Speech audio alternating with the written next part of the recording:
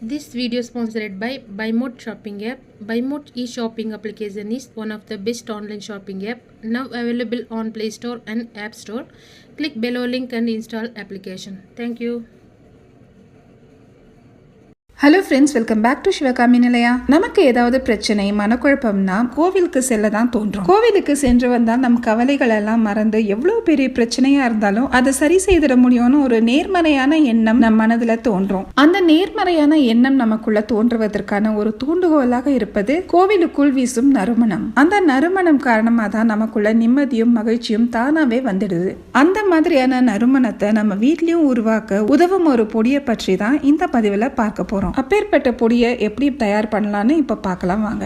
இந்த பொடியை தயார் செய்வதற்கு நமக்கு தேவைப்படும் மூலப்பொருட்கள் ஒவ்வொன்றும் மகாலட்சுமியின் அம்சம் பொருந்தியவை. இது அனைத்தும் நம்ம வீட்டுல எப்பவுமே இருந்துட்டு இருந்தாலே நிம்மதியும் மன அமைதியும் எப்பவுமே நம்ம வீட்டுல இருந்துட்டே இருக்கும். முதல்ல தேவைப்படுற பொருள்னு பாத்தீங்கன்னா வெட்டிவேர். மகாலட்சுமியின் அம்சம் கொண்ட இந்த வெட்டிவேரை எப்பவுமே வீட்டுல இருக்கிற மாதிரி பாத்துக்கோங்க. இந்த வெட்டிவேரை சரியான ஒரு முறையில பயன்படுத்தும் போது நம்ம வீட்டுல மகாலட்சுமி கடாட்சம் எப்பவுமே நிறைஞ்சு இருக்கும். இந்த வெட்டிவேரை இந்த மாதிரி சின்ன சின்னதா கட் பண்ணி எடுத்து வச்சுக்கோங்க. அதுக்கப்புறம் வாசனை மிகுந்த சோம்பு 2 ஸ்பூன் அளவுக்கு எடுத்துக்கோங்க. 2 ஸ்பூன் கிராம்பு எடுத்துக்கோங்க. இந்த கிராம்பு மூலிகை பொருள் மட்டும் இல்ல, ஆன்மீகத்திலும் ரகசிய பரிகாரங்கள்லாம் செய்யறதுக்கு இதை பயன்படுத்துறாங்க. அதுக்கப்புறம் 2 ஸ்பூன் அளவுக்கு ஏலக்காய் எடுத்துக்கோங்க. இந்த ஏலக்காய் மகாலட்சுமியை ஈர்க்கும் தன்மை கொண்டது. அந்த அளவுக்கு ஒரு தெய்வீக சக்தி கொண்ட பொருளாவும் ஒரு நல்ல நறுமணம் தரக்கூடிய பொருளாவும் இந்த ஏலக்காய் இருக்கு. பச்சை கற்பூரம் ஒரு 2 ஸ்பூன் எடுத்துக்கோங்க. இந்த பச்சை கற்பூரம் வீட்டில் இருக்கக்கூடிய துர்சக்தியை விரட்டி நேர்மறை ஆற்றலை அதிகரிக்கும்.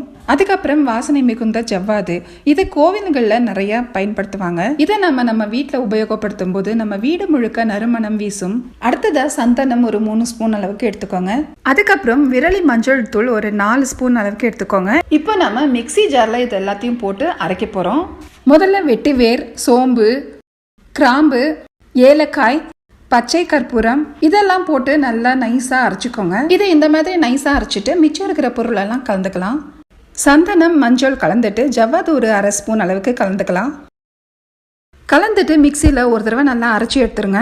வெட்டி வேர் ஏலக்காய் எல்லாம் இருக்கிறனால கொஞ்சம் தரித்தரியாக தான் வரும். இதை நம்ம நல்லா ஜல்லடையில் சலிச்சு எடுத்துக்கலாம். இதை அரைச்சி சலிக்கும் போதே வீடு முழுக்க நறுமணமா இருக்கு. இப்போ இதை பயன்படுத்துறதுக்கு ரெடியான ஒரு தூளா இருக்கு. இதை அப்படியே ஒரு காற்று புகாத ஒரு பாக்ஸ்ல போட்டு வச்சீங்கன்னா இது அப்படியே நறுமணத்தோட இருக்கும். தெய்வீக நறுமணம் கமழும் இந்த பூஜை பொடி உங்க வீட்டுல இருக்கிறனால உங்க வீடு எப்போதுமே கோவில போலவே வாசமா இருக்கும். இப்போ இதனுடைய பயன்பாட்டை பற்றி பார்க்கலாம். சிறிதளவு இந்த பொடியை எடுத்து ஒரு கிண்ணத்துல போட்டு பன்னீர் ஊற்றி குழிச்சு பூஜை சாமானுக்கு பொட்டு வைக்க பயன்படுத்தலாம். சுவாமி படங்களுக்கு, சுவாமி சிலைகளுக்கு கூட நாம பொட்டு வைக்கலாம். பூஜை அறைய நம்ம சுத்தம் செய்யும் போது தண்ணீர்ல சிறிதளவு இந்த பொடியை கலந்து சுத்தம் செஞ்சோம்னா பூஜை அறை முழுவதும் வாசனை நிறைஞ்சே இருக்கும். நான் இப்போ என்னோட பூஜை அறையில இந்த பொடியை வச்சுதான் சுவாமி படங்களுக்கு நான் பொட்டு வச்சிருக்கேன். பூஜை அறை மட்டும் இல்லாம வீடு முழுக்க ஒரு தெய்வீக நறுமணம் இருக்கிறத நாம உணரலாம்.